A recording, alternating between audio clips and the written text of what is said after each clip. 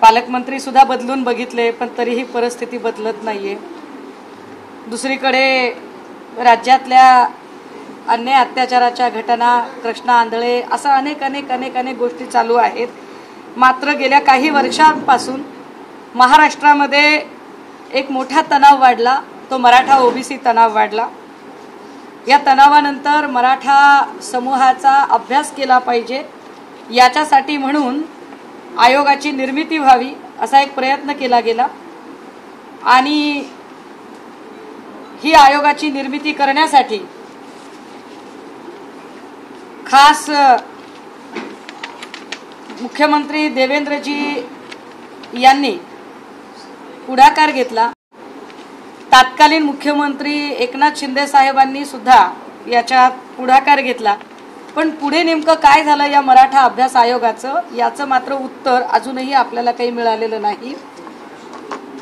आपल्याला जर आठवत असेल तर या सगळ्या आयोगाच्या संदर्भाने म्हणजे मराठा समूहाची फसवणूक केली जाते का, मराठा समूहाच्या तोंडाला पानं पुसली जात आहेत का, मराठा समूहाच्या नावाने आरक्षणाचा अभ्यास आम्ही करतोय असं म्हणत फक्त खेळवत ठेवलं जातंय का, पण मग मराठा आरक्षणाचा आणि एकूण मराठा समाजाच्या मागासलेपणाचा अभ्यास करण्यासाठी ज्या कमिट्या नेमल्या गेल्या त्या कमिट्यांनी काम तरी काय केलं याच्या संबंधाने जेव्हा आम्ही काही माहिती घेण्याचा प्रयत्न केला तेव्हा प्रचंड धक्कादायक माहिती पुढे आली आणि ही माहिती एकूण मराठा समाजाचा विश्वासघात करणारी वाटली, मराठा समाजाची फसवणूक करणारी ही माहिती आहे असं आम्हाला वाटलं आणि ती माहिती आपल्या मार्फत आम्ही शेअर केली पाहिजे लोकांपर्यंत। आणि त्याच वेळेला जर आम्ही वारंवार विचारूनही यातल्या काही प्रश्नांची उत्तरं संबंधित आयोग देत नसेल तर माध्यमांनी त्यांना प्रश्न विचारावेत असं आम्हाला फार वाटतं। आपल्याला याची कल्पना असेल की साधारण मराठा आरक्षणाचा किंवा मराठा समाजाच्या मागासलेपणाचा अभ्यास करण्यासाठी आयोग नेमला गेला। इतर मागासवर्गीय आयोग, या इतर मागासवर्गीय आयोगाला अध्यक्ष म्हणून सेवानिवृत्त जज श्रीयुत सुनील शुक्रे यांची नेमणूक झाली आणि खरा खेळ इथूनच सुरू होतो। सुनील शुक्रे यांच्या नियुक्तीच्या नंतर 3 सदस्य नेमले गेले। हे 3 सदस्य असतानाही डेप्युटेशनवर अजून एक नियुक्ती झाली। मला त्या नियुक्तीवर काही फारसं बोलायचं नाहीये, त्याची माहिती आपण घ्यावी संबंधित डिपार्टमेंटकडून की ती नियुक्ती का केली गेली आणि का नाही ते। पण यातला एक महत्त्वाचा बाब की या सगळ्यांच्या संबंधाने अभ्यास करण्यासाठी शासनाने आम्हाला काही निधी उपलब्ध करून द्यावा अशी मागणी आयोगाने केली आणि हा किती निधी असावा, किती निधी द्यावा, तर त्यात असं सांगितलं गेलं की आम्हाला वेगवेगळ्या गोष्टींच्यासाठी निधी हवा आहे, आम्हाला खूप अभ्यास करायचा आहे, खूप अभ्यास करायचा आहे। किती अभ्यास करायचा आहे तर म्हणाले की आम्हाला सगळ्या जिल्ह्यांमध्ये जायचंय, तालुक्यांमध्ये जायचंय, खरोखरच मागासलेपण आहे का नाही हे सुद्धा आम्हाला तपासून बघायचं आहे आणि त्यासाठी निधी किती लागणार आहे तर 367 कोटी 12,59,000 इतका निधी आम्हाला हवा आहे। मी ही पत्रकार परिषद आजच का घेते त्याला कारण आहे, आज पुण्यामध्ये सुनील शुक्रेजी उपस्थित आहे। ते VVIP गेस्ट हाऊसला मराठा आरक्षणाच्या आर्थिक मागासलेपणाचा अभ्यास याच्या संबंधाने माहिती घेण्यासाठी आलेले आहेत असं कळतं।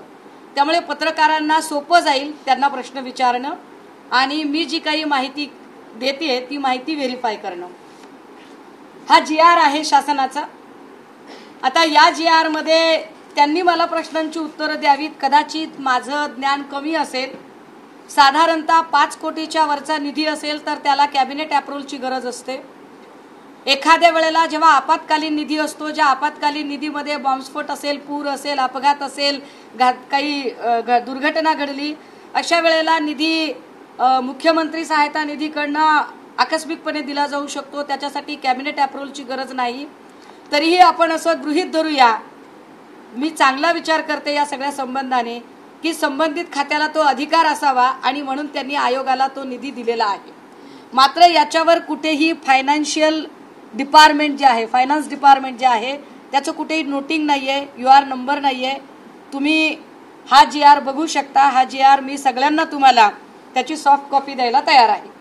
आता याच्यामध्ये त्यांनी 367 कोटी रुपये एवढा आकडा सांगितलाय। आम्हाला अभ्यास करायला लागतात पैसे।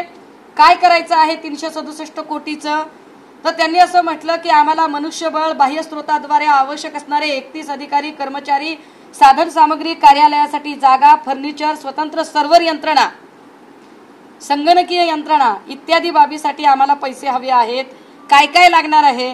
तर आम्हाला एक सहसंचालक लागणार आहे, अर्थ व सांख्यिकी संचालनालय, संशोधन अधिकारी लागणार आहे एक, त्याच्यासोबतच आम्हाला सांख्यिकी सहाय्यक अर्थ, उपजिल्हाधिकारी महसूल व वने एक, सॉफ्टवेअर तंत्रज्ञ, कनिष्ठ लिपिक, लेखाधिकारी, अशी सगळी आम्हाला माहिती लागणार आहे। आणि पैसे किती लागतील?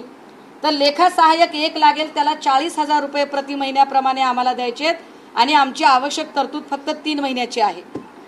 आता ज्या अर्थी यांनी 3-3 महिन्याचे आकडे लिहिलेत, म्हणजेच 367 कोटी 12 लाख आणि वरचे पैसे हे 3 महिन्याच्या हिशोबातले पैसे आहेत। याच्यामध्ये त्यांनी आयोगाकरता किती खर्च सांगितलाय? सुनील शुक्रेंना हे प्रश्न आपण विचारावेत। कदाचित मी चुकत असेल, कदाचित मला पुण्यातले भाव माहीत नसतील, मी अडाणी असेल। आयोगाकरिता नवीन 5000 चौरस स्क्वेअर फूटची जागा उपलब्ध करून त्यात फर्निचर आणि हार्डवेअर अशा सगळ्या बाबींकरता आम्हाला 4.25 कोटींची गरज आहे।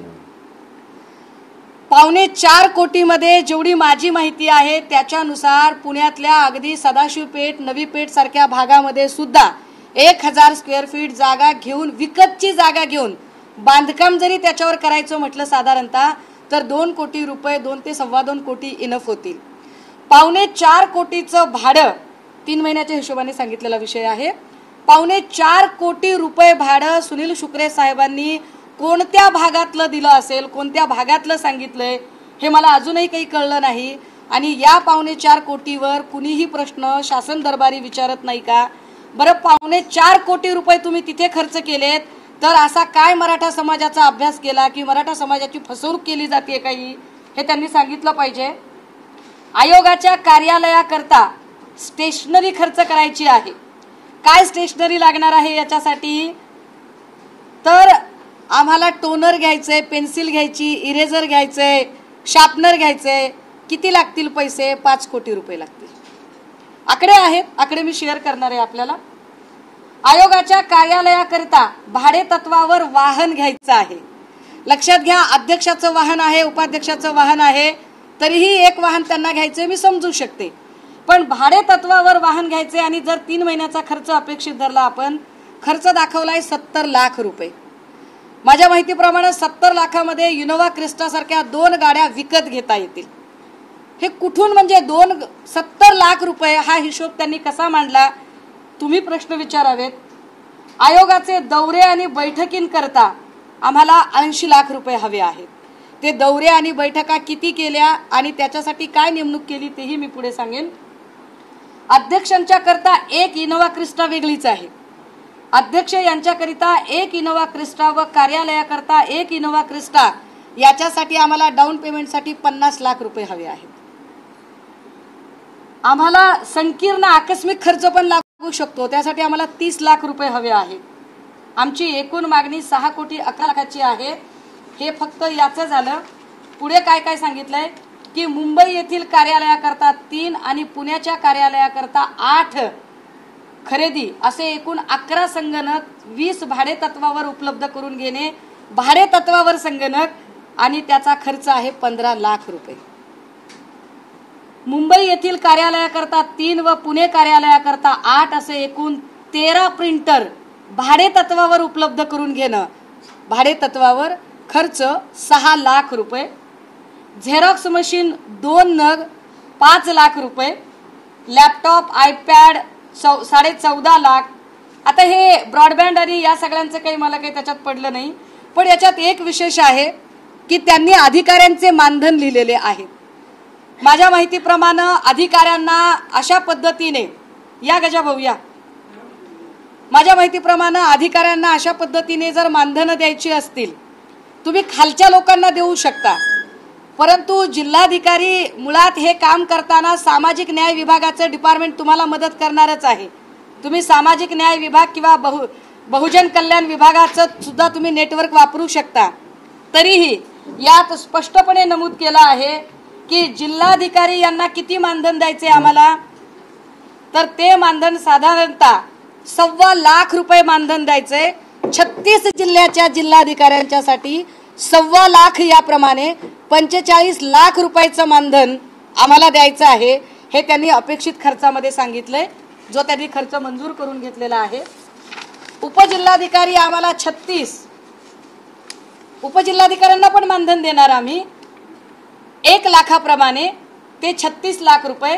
तहसीलदारांना पण मानधन देणार, ते 80,000 प्रमाणे, 80,000 गुणिले 357 तहसीलदारांचं मानधन, जे 2,85,60,000 पर्यंत चाललेलं आहे।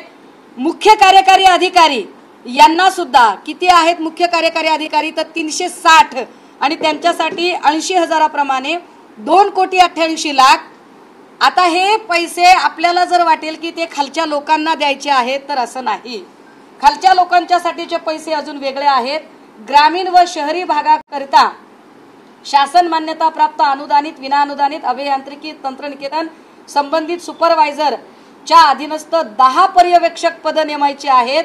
16,000 आणि 13,000 पेमेंट, 30,000 पेमेंट आणि 16,000 असे लोक नेमायचे आहेत। किती पैसे झाले,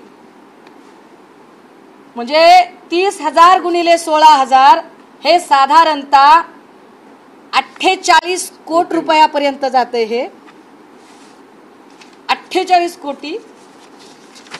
त्याच्या पुढे ग्रामीण आणि शहरी भागामध्ये सहाय्यक शिक्षक, सहाय्यक जिल्हा परिषद, मनपा, नगर परिषद, अंगणवाडी सेविका, आशा वर्कर, कायम अनुदानित या सगळ्यांना पण मानधन द्यायचं आहे, कारण काम करून घ्यायचंय त्यांच्याकडून। 1,43,000 लोक आहेत। 1,43,000 लोक जर अंगणवाडी, जिल्हा परिषद शिक्षक या सगळ्यांचे काम करत असतील, तर मराठा समुदायाच्या आरक्षण किंवा मागासलेपणाचा अभ्यास आतापर्यंत व्हायला अपेक्षित होता। 1,43,000 लोक जर नेमलेले असतील, तर ते कोण लोक आहेत? त्या 1,43,000 लोकांची यादी यांच्याकडे उपलब्ध असेल का?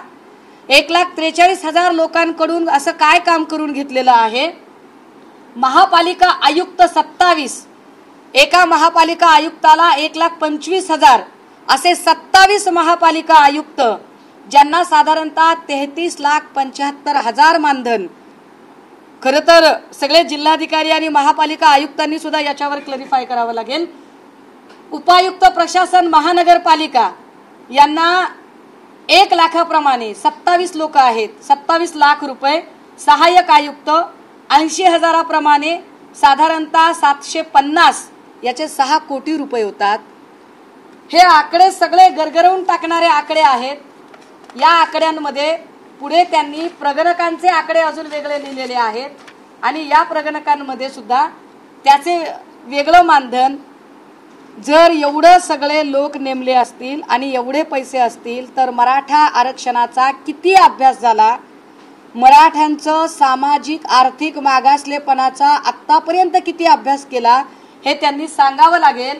कारण आणि विशेष गोष्ट की जर संशोधनासाठी हे सगळे लोक आहेत, तर मग गोखले इन्स्टिट्यूटला त्यांनी का पत्र दिलं? हे माझ्याकडे गोखले इन्स्टिट्यूटचं एक पत्र आहे। गोखले इन्स्टिट्यूटला त्यांनी सरळ सरळ सांगितलेलं आहे, हे कार्यालयीन खर्च देयकाचं एक वेगळं पत्र, जे 4,54,000, पण याच्या सोबतच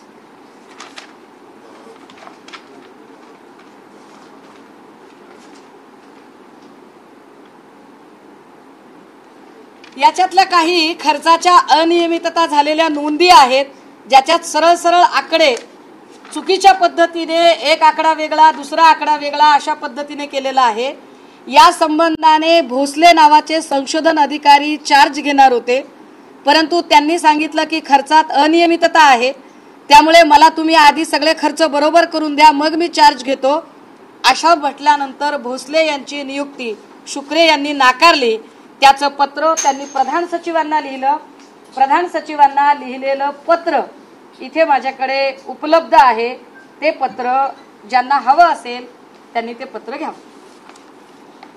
की प्रधान सचिवांनी सांगितलं की या सगळ्या खर्चात अनियमितता आहे आणि शुक्रे मनाने आकडेमोड करत आहेत।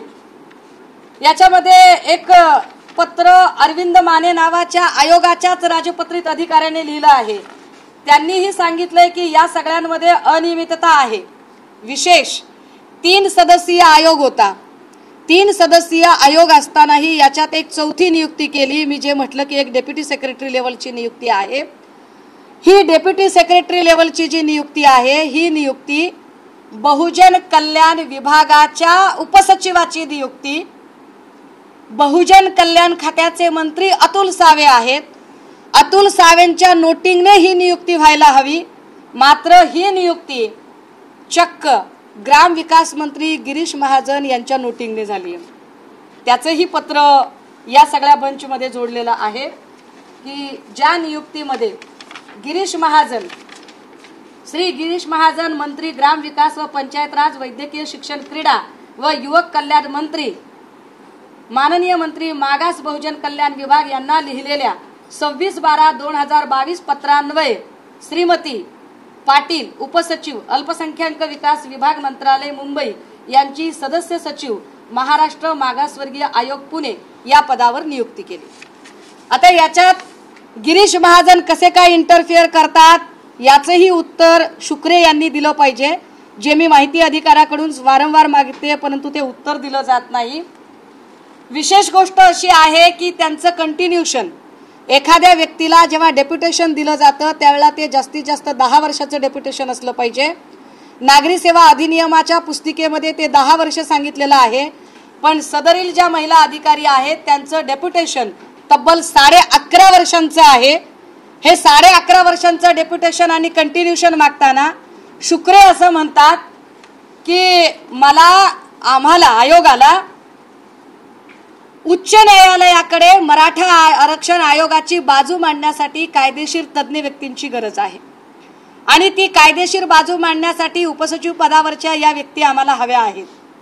परंतु ज्या महिला अधिकाऱ्यांची नियुक्ती त्यांना हवी आहे आणि ती कायदेशीर बाजू मांडण्यासाठी हवी आहे, मुळात आयोगाने याच्या आधीच ॲडव्होकेट मिलिंद साठे यांची नियुक्ती आयोगाच्या वतीने कोर्टात बाजू मांडण्यासाठी केलेली आहे।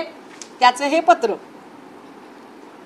1.5 लाख रुपये मानधनाने या व्यक्तीची नियुक्ती झालेली आहे। याच्यात स्पष्ट महाराष्ट्र राज्य मागासवर्गीय आयोगाच्या सदस्य सचिव आशाराणी पाटील यांना मंत्रालयीन संवर्ग प्रतिनियुक्तीने कार्यरत त्यांच्या प्रतिनियुक्तीचा कालावधी 2 वर्ष संपुष्टात आलाय। आयोगाकडील कामकाज न्यायालयीन प्रकरणे याकरिता श्रीमती पाटील यांच्या सेवेची आवश्यकता आहे। म्हणून आता न्यायालयीन कामासाठी जर तुम्हाला आवश्यकता असेल आणि म्हणून त्या व्यक्तीची जर तुम्ही नियुक्ती केली असेल तर प्रश्न हा उरतो की मिलिंद साठेची नियुक्ती कशासाठी केली, किंवा मिलिंद साठे असतील तर नवी नियुक्ती का केली गेली। हे मिलिंद साठे 11.5 वर्ष आतापर्यंत प्रतिनियुक्ती ज्यांची होते त्यांच्याबद्दलची माहिती नुसती प्रतिनियुक्तीच चालू आहे। प्रतिनियुक्ती अत्यंत चांगल्या क्रीम पोस्टवरची प्रतिनियुक्ती आहे। पहिली प्रतिनियुक्ती 1 नोव्हेंबर 2011 ते 2015 महापालिकेमध्ये 3 वर्ष 11 महिने। दुसरी पिंपरी चिंचवड नवनगर विकास प्रतिष्ठान 5 वर्ष 10 महिन्याची। तिसरी प्रतिनियुक्ती तब्बल 2 वर्ष राज्य मागासवर्गीय आयोगाची आणि आता पुन्हा कंटिन्यूशन। आता हे कसं काय त्यांनी केलंय आणि हे कुठल्या नियमात बसतंय याची उत्तरं त्यांनी दिली पाहिजेत। मिलिंद साठेच्या संबंधाने मी म्हटलं की ॲडव्होकेट मिलिंद साठे यांची जबाबदारी मग काय होती आणि मिलिंद साठेंना याच्यामध्ये काय म्हणून तुम्ही नेमणूक दिलेली होती। ह्या सगळ्या गोष्टी आणि या सगळ्या अनियमितता जर बघितल्या तर मराठा समाजाची फसवणूक शासन करत आहे। मराठा समाजाच्या आर्थिक मागासलेपणाचा अभ्यास करण्याच्या नावाखाली तब्बल 367 कोटी रुपयाचा निधी ज्या आयोगाला दिला त्या आयोगाने खरोखरच मराठा समूहाचा अभ्यास केला का हा संशोधनाचा प्रश्न आहे। विषय आहे। या सगळ्यांमध्ये त्यांनी एकीकडे म्हणतायत की आम्ही संशोधनासाठी एवढा सगळा खर्च येतोय, परंतु गोखले इन्स्टिट्यूट, या गोखले इन्स्टिट्यूटला तब्बल 19 कोटीचं काम संशोधनाचं दिलं गेलं। आता जर गोखले इन्स्टिट्यूटला 19 कोटींचं काम दिलेलं आहे, तर मग वेगळं तुम्ही अजून काय संशोधन करणार आहात? किंवा तुम्ही संशोधनावर एवढा खर्च केलाय तर गोखले इन्स्टिट्यूट अजून वेगळं काय काम करणार आहे? त्यांच्याकडचं कामाचं स्वरूप नेमकं काय आहे याची स्पष्टता अजूनही आम्ही वारंवार माहिती अधिकार आयोगाकडे मागितली तरी ती मिळत नाही। याच्यात अजून धक्कादायक बाब अशी की ज्या उपसचिव पदावरच्या बाईंची नेमणूक केलेली आहे, या बाई त्यांच्या खाली असणारी 2 पदं खाली जो कॅशियर आपण ज्याला साध्या भाषेत म्हणू शकू की जो आहरण अधिकारी आहे, ज्याच्या नावाने देयकं निघतात, ती पोस्टच भरली नाही आणि त्या पोस्टवरून सह्या करून उपसचिव पदावरच्या महिलेने स्वतःच बिले काढली। ती बिले काढल्याचा आणि त्यांच्या सहीचे कागद इथे उपलब्ध आहे। या सगळ्यांवर मला वारंवार अपेक्षित आहे की त्यांनी याची माहिती दिली पाहिजे आणि त्यांनी यावरती बोललं पाहिजे, परंतु ते काही माहिती द्यायला तयार होत नाहीत। आम्हाला ही गोष्ट का महत्त्वाची वाटते? ज्या मराठा आरक्षणासाठी मनोज जरांगेंनी अवघा देहपणाला लावला, अनेक मराठा बांधवांचे जीव गेले आणि ज्या मराठा आरक्षणाच्या निमित्ताने एक महाराष्ट्रातलं राजकारण तापवलं गेलं, त्या मराठा आरक्षणाचा मुळात अभ्यास झाला की नाही? शुक्रे तो अभ्यास करताहेत की नाही? शुक्रेंना हा प्रतिनियुक्तीचा JR ज्यांना पाहिजे असेल 10 वर्षाच्या नंतरचा, ज्या महिलांचे आम्ही उल्लेख केला त्याच्या संदर्भाने, शासनाचं जे धोरण आहे त्या धोरणामधले त्यांचे जे आकडे आहेत ते आकडे जर बघितले दिलेले तर या आकड्यांमध्ये सुद्धा प्रचंड बदल दिसतो। प्रत्यक्ष त्यांच्याकडच्या रजिस्टरवरच्या नोंदी आणि त्यांनी शासनाकडे दिलेल्या नोंदी याच्यामध्ये प्रचंड फरक आहे। हे फरकाचे आकडे भरून काढण्यासाठी एका टोळ नावाच्या नव्याच माणसाला तिथे बसवलं गेलं, ज्याची नियुक्ती नव्हती। 2 महिने तो माणूस तिथे टेबलवर बसत होता। त्याचे CCTV फुटेज सहज मिळू शकतील आणि त्यावरही त्यांना बोलता येईल आणि ते मांडणी करू शकतील। मी असं म्हटलं की या सगळ्यांच्या संबंधाने गोखले इन्स्टिट्यूटने काही माहिती केली होती। पूर्वनियोजनाद्वारे निधी उपलब्ध करून देण्याबाबत हे निधीचं पत्र ज्यांना हवं असेल त्यांना,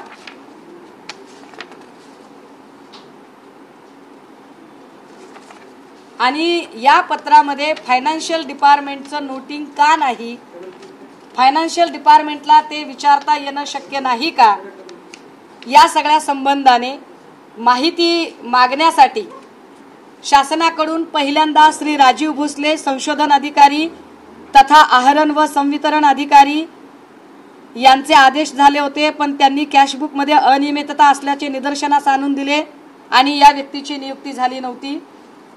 याच्यामधल्या त्यांच्यापेक्षा खाली सचिव पदापेक्षा 2 पायऱ्या खाली असणाऱ्या पदाचा कार्यभार कुणाकडे दिला गेला आणि सह्या कुणी केल्या याची उत्तरं शुक्रे यांनी दिली पाहिजेत। या कार्यालयात कर्मचाऱ्यांची मागणी नसताना व गरज नसतानाही संगणक व स्टेशनरीसाठी मोठ्या प्रमाणातला खर्च यांनी का केलेला आहे? कार्यालयास प्राप्त झालेल्या अनेक मूळ देयकांच्या इनव्हॉइसवर संबंधित कर्ज पुरवठादाराचा register number, GST number, TAN number इत्यादी उल्लेख असल्याचे दिसून येत नाही, तरीही देयकं पारित केलेली आहेत। डेड स्टॉक रजिस्टर व कार्यालयास आवश्यक असणारे अनेक रजिस्टर ज्याची आपण वारंवार मागणी करतो ती मिळालेली नाही। आमचं स्पष्ट म्हणणं आहे की शासनाची ही फसवणूक आहे आणि जर शासनाला माहिती असेल तर शासनाने अजून याच्यावर जाब का विचारला नाही? कारण मी याच्या संबंधाने अनेक मान्यवर अधिकारी, कर्मचारी आणि सचिव यांच्याशी बोलायचा प्रयत्न केला। 4.25 कोटी भाडं 3 महिन्याचं पुण्यात कोणत्या जागेचं असू शकतं याचं उत्तर आम्हाला सुनील शुक्रेंनी दिलं पाहिजे। आणि ज्या पद्धतीने अरबी समुद्रात छत्रपती शिवाजी महाराजांचा पुतळा उभा करण्याच्या नावाखाली पुतळा उभा झालाच नाही, पण शेकडो करोड रुपये खर्च केले गेले, ते नेमके कुठे गेले त्याचा प्रश्नाचं उत्तर अजूनही अनुत्तरित आहे। तोपर्यंतच मराठा अभ्यास आयोगाच्या मध्ये इतका घोळ येतोय, मला शंका आहे. ही पत्रकार परिषद घेण्याचे अजून एक कारण आहे. माझी शंका अशी आहे की या सगळ्यांमध्ये जे 1,43,000 प्रगणक नेमले, 1,43,000 लोक मराठा समाजाच्या मागासलेपणाचा अभ्यास करण्यासाठी शासनाने नेमले, असं जर त्यांचं म्हणणं असेल तर ते कुणाचे नेमले? काय एखाद्या मंत्री, आमदार, खासदारांचीच एखादी ह्युमन रिसोर्स कंपनी याच्यासाठी हायर केली गेली का? ती ह्युमन रिसोर्स कंपनी कुणाची आहे त्याच्यावरची ही माहिती सुनील शुक्रे यांनी दिली पाहिजे. आणि शुक्रे यांनी याच्या पुढे तरी मराठा समाजाची फसवणूक करणं थांबवावं. कारण मी समजू शकते की श्री जरांगे जेव्हा उपोषणाला बसले त्यावेळेला मुख्यमंत्री, उपमुख्यमंत्री, उदयनराजे, संभाजीराजे, राज ठाकरे साहेब किंवा उद्धव ठाकरे साहेब किंवा पवार साहेब असंख्य लोक गेले, पण उपोषण सुटलं नव्हतं. ते उपोषण शुक्रे गेल्यानंतर सुटलं होतं. आणि त्याच शुक्रेंची पुढे 8-10 दिवसानंतर आयोगाच्या अध्यक्षपदी वर्णी लागली होती. त्यामुळे आयोगाच्या अध्यक्षपदी बसणाऱ्या शुक्रेंनी खरंच मराठा समाजाला उपोषण स्थळी दिलेला शब्द पूर्ण केला आहे का, की मराठा समाजाची ते फसवणूक करत आहेत, याची उत्तरं त्यांनी द्यावी.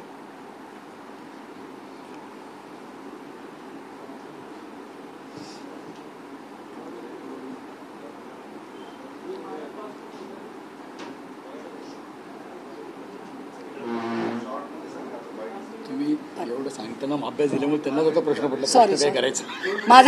माझा मुद्दा एवढाच आहे की मराठा समाजाचा अभ्यास करण्यासाठी इतर मागासवर्गीय आयोगाचे अध्यक्ष असणाऱ्या जस्टिस सुनील शुक्रे यांनी शासनाकडून 367 कोटी रुपयांचा निधी सँक्शन करून घेतला, ज्याच्यातले अनेक तपशील आहेत. पण एक मोठा तपशील 4.25 कोटीचं जागा भाडं त्यांनी त्याच्यात दाखवलेलं आहे.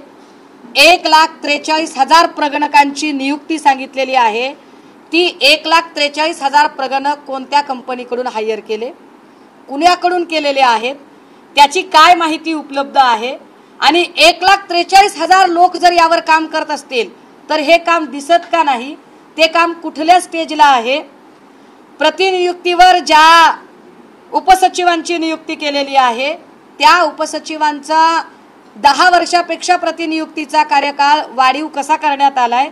आणि जर आयोगाची बाजू कोर्टात मांडण्यासाठी ॲडव्होकेट मिलिंद साठेंची नेमणूक केलेली आहे तर सुनील शुक्रे उपसचिवांची प्रतिनियुक्ती कंटिन्यूशन मागताना आम्हाला एक व्यक्ती आयोगाची बाजू मांडायला कोर्टात लागणार आहे, हे चुकीचं म्हणणं का देतात?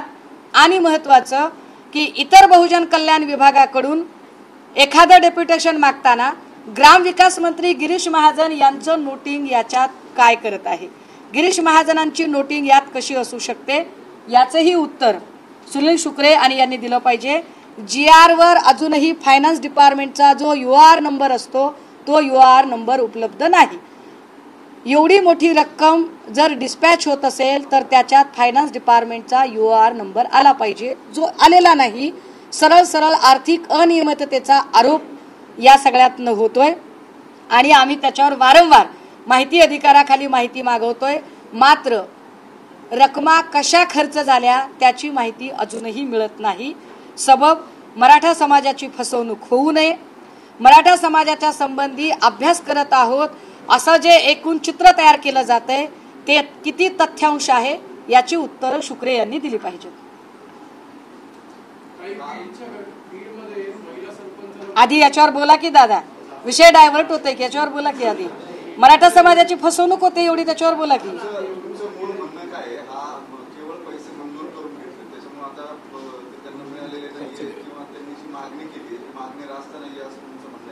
नाही, माझं म्हणणं आहे की 369 कोटी रुपये जर तुम्ही मागितलेले आहेत आणि त्याच्यात तुम्ही जागेचं भाडं 4.25 कोटी दाखवलेलं आहे, तर 4.25 कोटी कोणत्या जागेचं भाडं 3 महिन्याचं असतं पुण्यामध्ये? 4.25 विशेष म्हणजे पुण्यात इतर मागासवर्गीय आयोगाच्या साठीची स्पेशल ऑफिस आपल्याकडे प्रशासकीय बिल्डिंगमध्ये आहे. प्रशासकीय बिल्डिंगमध्ये ऑफिस असताना तुम्ही नवी जागा का घेतली आणि त्या नव्या जागेचं भाडं तुम्ही 4.25 कोटी कसं आकारताय? तुम्ही त्याच्यासाठी जे स्टेशनरी पासून जे पैसे लावलेले आहेत आणि जर एवढा सगळा खर्च तुम्ही लावलाय तर मग गोखले इन्स्टिट्यूटला 19 कोटी का देताय? गोखले इन्स्टिट्यूट असं काय काम करणार आहे 19 कोटीमध्ये?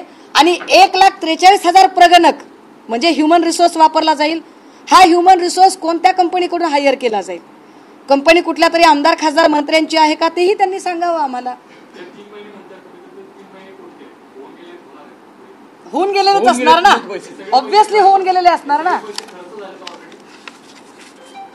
मंजूर झाले आणि अर्धे पैसे खर्च झाले आणि त्या खर्च झालेल्या पैशांचे तपशील आम्ही वारंवार मागतोय, तपशील मिळत नाहीत. हाच मुद्दा आहे. हे खर्चाच्या तपशिलाचे आकडे घ्या. मराठा समाजाची फसवणूक झालेली आहे. हा आर्थिक गैरव्यवहार झालेला आहे. मराठा समाजाची सरळ सरळ फसवणूक केली जात आहे. एकीकडे मराठा समाजाच्या आर्थिक मागासलेपणाचा आम्ही अभ्यास करतोय असं जरी दाखवलं जात असलं तरी मराठा समाजाची दिशाभूल करून त्यांना झुलवत ठेवण्याचा प्रयत्न केला जातोय. आयोगाच्या अध्यक्षांकडून आम्हाला अत्यंत प्रामाणिक वर्तनाची अपेक्षा आहे. याच्यावर कायदेशीर कारवाई करण्यासाठी मी स्वतः पाठपुरावा करणार.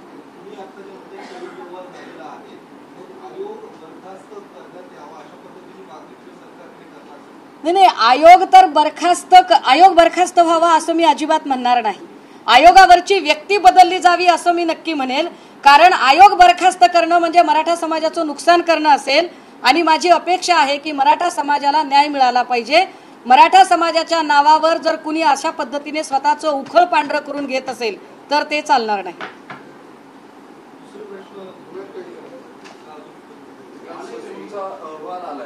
जिल्हा मेडिकल बोर्डाचा काल अहवाल आला मंगेशकरच्या केस मधला. त्यात घैसास आणि डॉक्टर घैसास आणि मंगेशकर हॉस्पिटलवर फार काही रिकमेंडेशन दिलेले नाहीत किंवा त्यांची काही चूक आहे असं त्या अहवालात म्हटलेलं नाही. एका अर्थानं त्यांना क्लीन चिट ससूनने दिलेली क्लीन चिट म्हणजे उंदराने मांजराची साक्ष काढणं आहे. ज्या ससूनमध्येच अनेक गैरव्यवहार आहेत आणि गैरव्यवहाराचे आरोप आहेत आणि ससूनमधल्या गैरव्यवहाराच्या आरोपांची चौकशी करण्यासाठी जी समिती नेमली त्या समितीमध्ये ज्या महिला डॉक्टर आल्या त्या महिला डॉक्टरांवरही अनेक आरोप आहेत. हे आपण याच्या आधी बघितलेलं आहे. अशा ससूनने सुश्रुत घैसास यांना क्लीन चिट देणं याच्यात नवलते काय?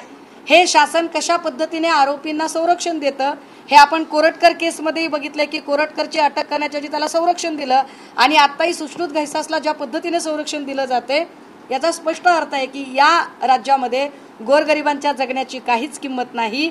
सीएम म्हणजे कॉमन मॅन, डीसीएम म्हणजे डेडिकेटेड कॉमन मॅन हे फक्त जाहिरातीसाठी वापरले जाणारे ग्लॅमरस आणि ग्लोरियस शब्द आहेत.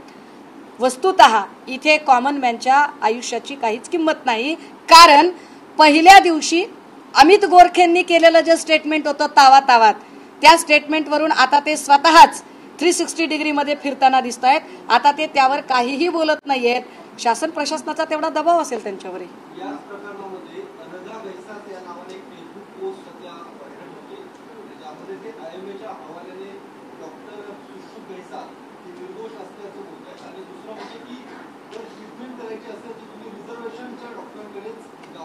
मी ती पोस्ट वाचली आणि ती मी प्रॉपर त्या अकाउंटवर वाचली. ज्या पद्धतीने अत्यंत जातीय विखार भरून ती पोस्ट लिहिलेली आहे हे त्यांचा एकूण बुद्ध्यांक आणि त्यांची जी विकृती आहे ती विकृती दाखवणारी आहे. अशा विकृत बुद्ध्यांक असणाऱ्या फेक अकाउंटवर मला अजिबात कुठलीही टिप्पणी करायची नाही. पण एवढं सगळं जातीय विखार असणारं वातावरण फडणवीस मुख्यमंत्री जेव्हा जेव्हा होतात तेव्हाच कसं होतं याबद्दल मात्र मला नक्की आश्चर्य वाटतं.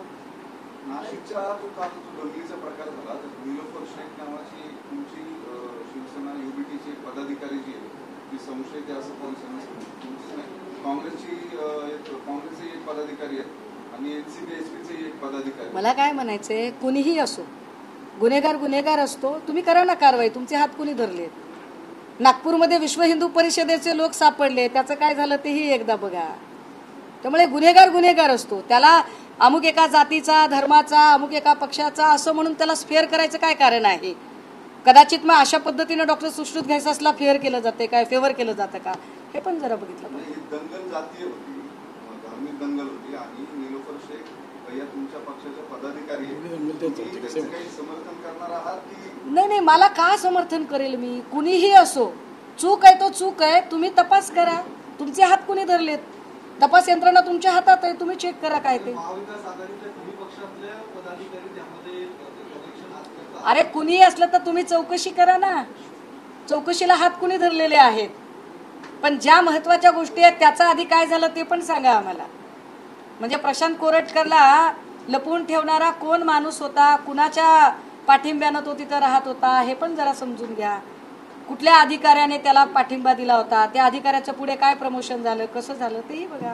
रणजित कासलेने काल पुन्हा एकदा एक आरोप केले की 10 लाख रुपये माझ्या अकाउंटवरती मुंडेंच्या आणि कराडची जी संयुक्त कंपनी आहे अमेझॉनची, त्या कंपनीतून इलेक्शनच्या दिवशी आले 7.5 लाख रुपये मी रिटर्न केले. त्यांनी ते पुरावे दाखवले. आज बीड पोलिसांनी ताब्यात घेतलेले. या बूथ कॅप्चरिंगचा विषय, बूथ कॅप्चरिंगचा विषय त्यांनी मांडलाय. परळीमध्ये बूथ कॅप्चरिंग होतं. हा विषय तुम्ही पण यापूर्वी सांगितलं होतं की परळीत बूथ कॅप्चरिंग होतं. मी परळीत बूथ कॅप्चरिंग होतं किंवा परळीत बूथ कॅप्चरिंगचे अनेक किस्से याच्या आधी आपण बघितलेले आहेत, त्याची उदाहरणं बघितलेली आहेत.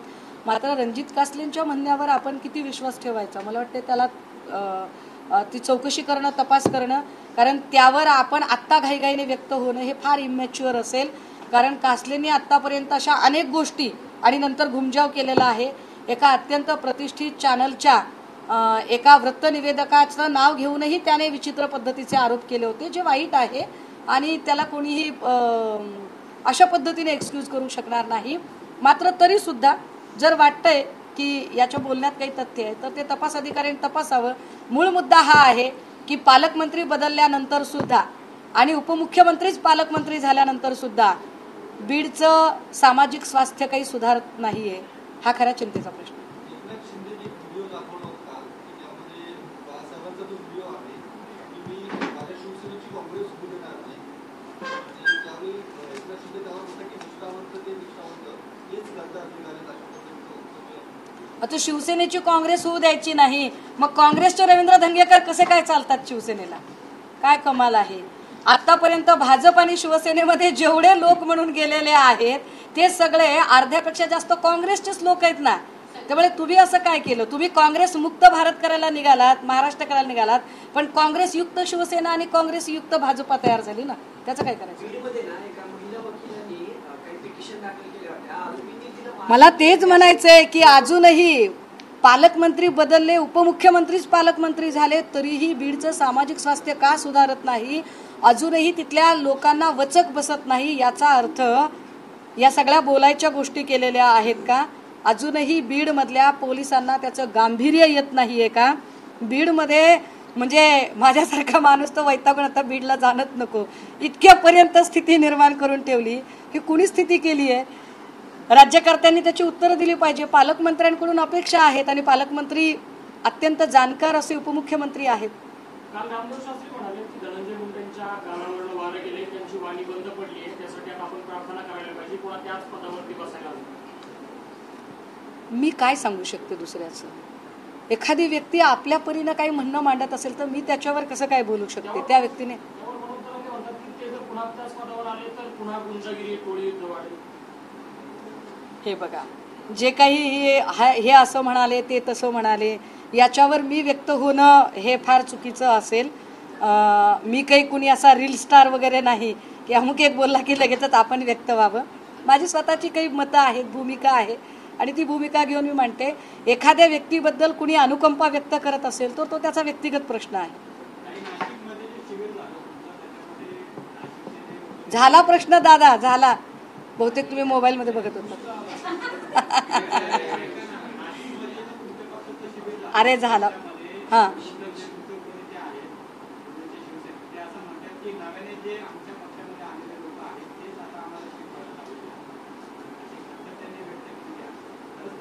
पण नाशिकच्या शिबिरात बोललेले सगळे आमचे जुने जाणते सगळे नेते बोललेले आहेत. अरविंदभाई सावंत असतील, खैरे साहेब असतील, हे सगळे, किंवा राजन विचारे साहेब असतील, संजय राऊतजी असतील, हे सगळे आमचे जुने नेते आहेत ना. नवीन कोण होतं त्याच्यात?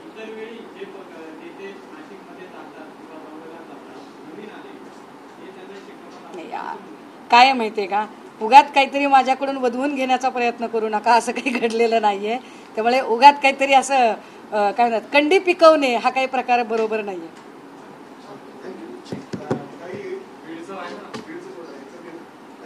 यवतमाळमध्ये 12 वर्षाची मुलगी पाणी भरण्यासाठी पाणी नाही प्रचंड आता ज्वलंत विषय की पाणी भरण्यासाठी गेली मृत्यू झालेला त्या ठिकाणी 12 वर्षाची मुलगी परिस्थिती राज्यामध्ये काय आहे आपण यवतमाळ असेल, जालना असेल, मनमाड असेल, बीड असेल, लातूर असेल, असे काही भाग आहेत की जिथे पाण्याचं दुर्भिक्ष मोठ्या प्रमाणात आहे. सत्तेवर येणारा प्रत्येक जण सांगतो की आम्ही हा प्रश्न सोडवणार आहोत. मात्र लातूर, बीड, मनमाड, यवतमाळ या भागांमध्ये 45 दिवस पाणी येत नाही, सलग 45 दिवस. आणि ही परिस्थिती अत्यंत गंभीर आहे. मला वाटतं की या राज्यातल्या लोकांना नोकरीसाठी वणवण फिरावं लागतं हे ठीक आहे, पण साधं घोटभर पाण्यासाठी सुद्धा इतकी वणवण करावी लागते हे इथल्या राज्य सरकारचं आणि स्वतःला आता महाराष्ट्र थांबणार नाही असं दूरदृष्टीचा मृगजळ दाखवणाऱ्या लोकांचं मोठं अपयश आहे. हिंदीसाठी पहिलीपासून म्हणजे आता कंपल्सरी सक्ती केली जाते त्याच्यावर तुमचं काय म्हणजे आता वेगवेगळे मतं येत आहेत यावर. आपल्या एक लक्षात घ्या. 1953ला आंध्र प्रदेशची निर्मिती झाल्यानंतर 1953ला फाजल अली यांच्या अध्यक्षतेखाली भाषिक आयोग नेमला होता, ज्याचा 55ला रिपोर्ट आला आणि त्यांनी त्रिभाषा सूत्र सांगितलेलं होतं. मराठी, हिंदी, इंग्रजी म्हणजे त्या राज्याची मदर टंग मातृभाषा पहिली असेल, दुसरी हिंदी असेल आणि जगाच्या कडे उघडणारी खिडकी म्हणून इंग्रजी असेल, असं त्रिभाषा सूत्र. मात्र त्यातही पुढे शैक्षणिक आयोगांनी असं सांगितलं होतं की first language, second language and optional, पहिली भाषा, द्वितीय भाषा आणि ऐच्छिक भाषा. आणि आपल्याकडे पहिली भाषा ही कायम मराठी सांगितलेली आहे. द्वितीय भाषा घेताना ती पाली, संस्कृत किंवा हिंदी घ्यावी आणि मग ऐच्छिक भाषा इंग्रजी घ्यायची की नाही तो तुमचा प्रश्न आहे असं सांगितलं. आता याच्यामध्ये जेव्हा हिंदीची सक्ती केली जाते, मला वाटतं की मी रात्रीही कुठल्या तरी चॅनलवर बोलले की कॉप्या करून पास झाल्यासारखे जर शिंदेचे मंत्री बोलणार असतील आणि निव्वळ गुजरात्यांचे पाय धुवत जर त्यांना शरणागती आणि लोटांगण घालत असतील आणि त्यांना राष्ट्रभाषा आणि राजभाषा फरक कळत नसेल आणि ते स्पष्ट असं सांगतात की नाही हिंदी ही राष्ट्रभाषा आहे, ती कुठेही लिहिलेली नाही. ज्या 22 भाषा आहेत 8व्या परिशिष्टामध्ये त्या 22 पैकी ती एक आहे आणि पहिली भाषा ही महाराष्ट्रात मराठीच असली पाहिजे. एवढी साधी गोष्ट जर शिंदेच्या मंत्र्यांना कळत नसेल, भाजपचं समजू शकते मी, भाजपचं समजू शकते, पण शिंदेच्या मंत्र्यांना कळत नसेल तर बाळासाहेबांची शिवसेना आणि बाळासाहेबांचे विचार असं म्हणण्याचा त्यांना अधिकार प्राप्त होत नाही. घरात आलेल्या लेकीवाल्यांना सांगा की 1 किंवा 2 अपत्यावर थांबा, नाहीतर ब्रह्मदेव आला तरी भविष्यात पाणी पुरणार नाही असं अजित पवार. नाही, लेकी बाळींना तुम्ही प्रेमाने सांगताय, आमचे प्रमुख म्हणून सांगताय, चालक पालक मालक म्हणून सांगताय, इथपर्यंत ठीक आहे. पण जसं लेकी बाळींना वर्षानुवर्ष सांगताय तसं वर्षानुवर्ष निवडणुकीच्या काळातली भाषा ही जरा त्यांनी आठवावी की निवडणुकीच्या काळात पाणी कुणालाही पाण्याची अजिबात किल्लत भासणार नाही, पाणी टंचाई असणार नाही. अमक्या धरणाचं पाणी वळवू, तमक्या धरणाचं पाणी वळवू, उजनीचं पाणी तुम्हाला मिळेल, कोयनेचं पाणी आम्ही तुम्हाला सांगलीहून पाणी ट्रेनने लातूरला दिलं, इथून पुढे तशी वेळ येणार नाही. ही जी निवडणुकीतली भाषा होती त्याचं नेमकं काय झालं हाही मग प्रश्न उरतोच की. बाळासाहेबांच्या आवाजाची नक्कल म्हणजे पोरकटपणा, उघडपणा. एकनाथ शिंदे अशी टीका उद्धव ठाकरेंवर केली, स्वतःचे सगळे पाप झाकण्यासाठी आणि लोकांची दिशाभूल करण्यासाठी असे सगळे प्रयत्न त्यांच्याकडून होत आहेत. पोरकटपणावर न बोललेलं बरं. पोरकटपणाच्या संबंधाने काही बोलायचं असेल शिंदे साहेबांना तर शिंदे साहेबांनी आपल्या पक्षातले शिरसाट आणि असे जे काही वाचाळ लोक आहेत मस्के बिस्के सारखे, या लोकांना पोरकटपणा म्हणजे काय असतो आणि मॅच्युअर प्रगल्भता काय असते